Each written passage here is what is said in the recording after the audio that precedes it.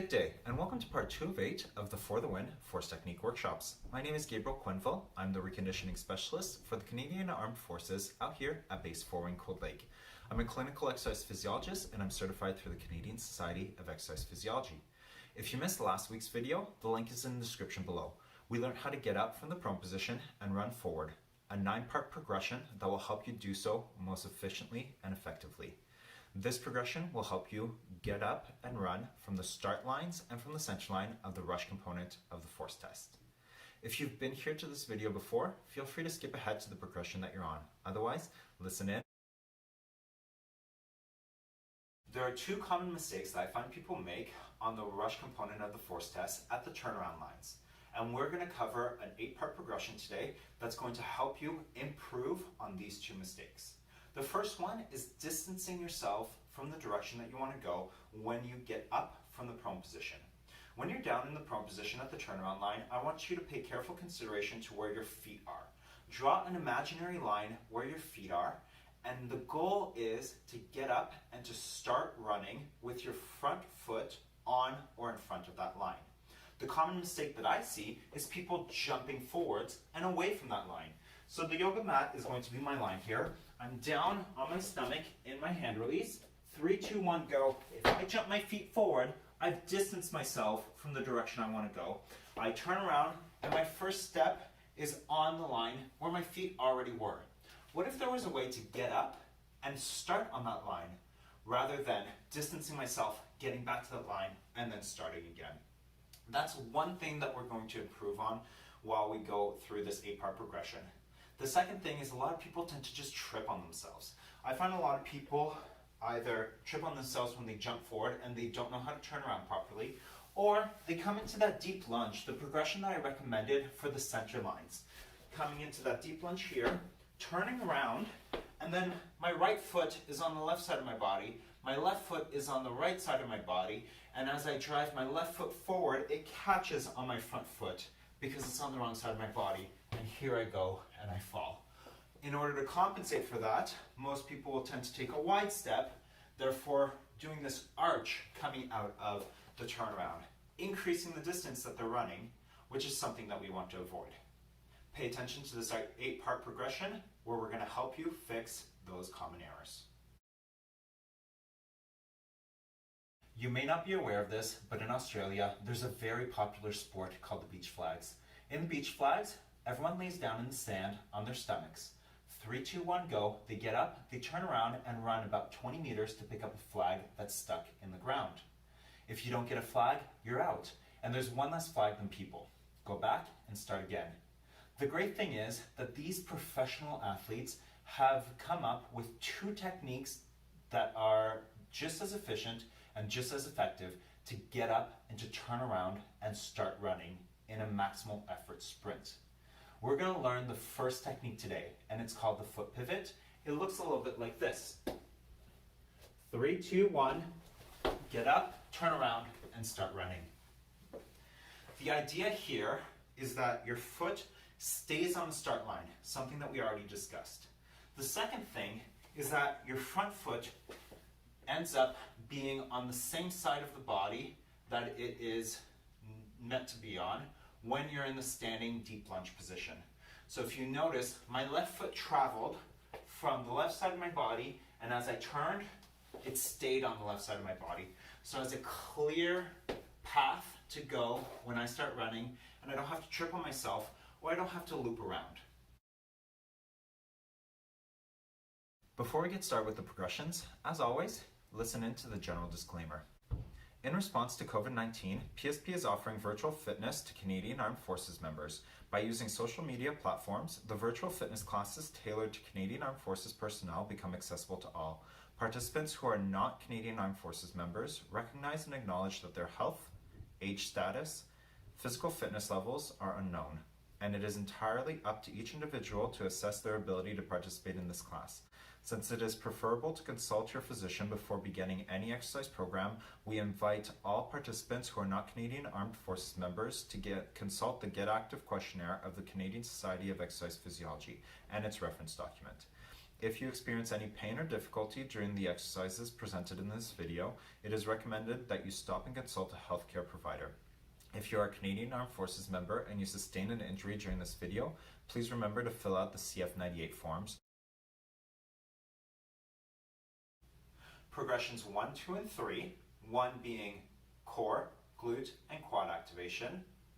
Progression number 2 being core, glute, and quad activation with 10 hand releases, followed by 10 scapular push-ups, 3 rounds. And progression number 3, core, glute, and quad activation while doing hand release push-ups for 10, resting and repeating that 3 times, are the exact same progressions that we did in last week's video, where we learned how to get up and run forwards at the start and the center lines. If you want more description on how to do those, find the YouTube video for that one linked in the description below. Or you can also make your way to the Canvas slideshow that I have presented as well.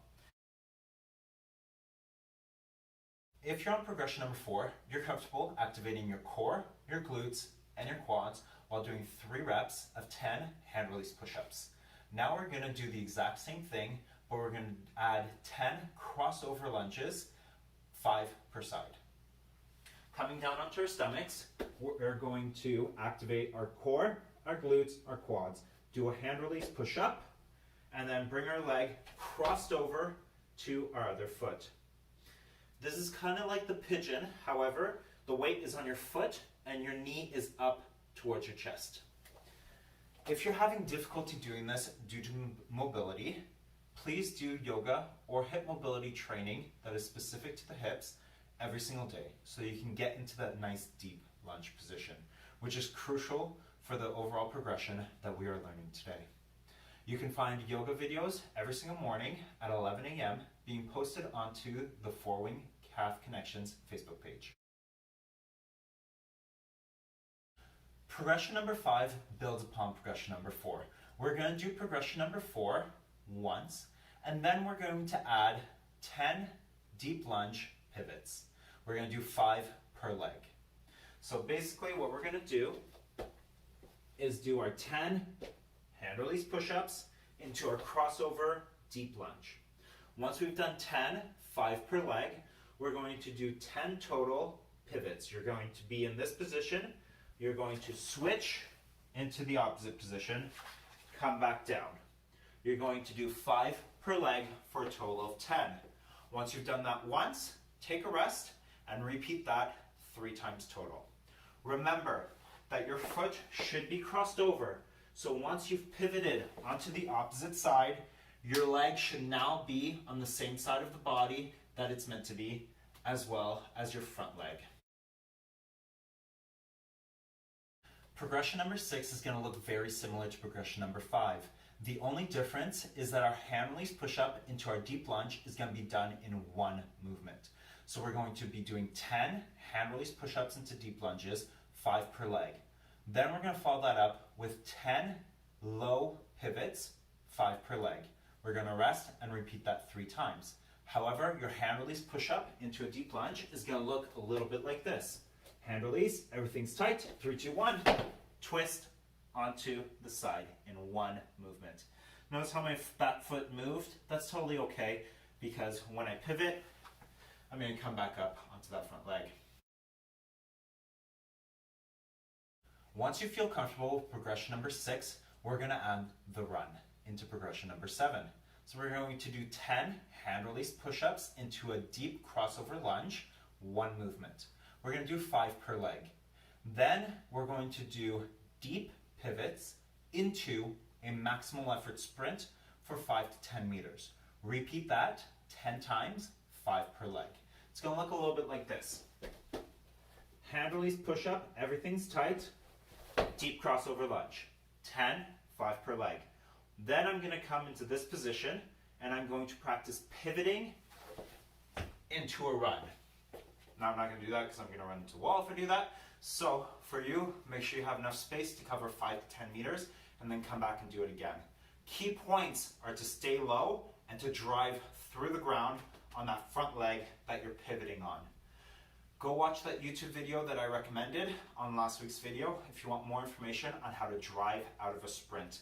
It's going to be a little bit different because we're pivoting, but most of the recommendations that are mentioned in that video still hold true.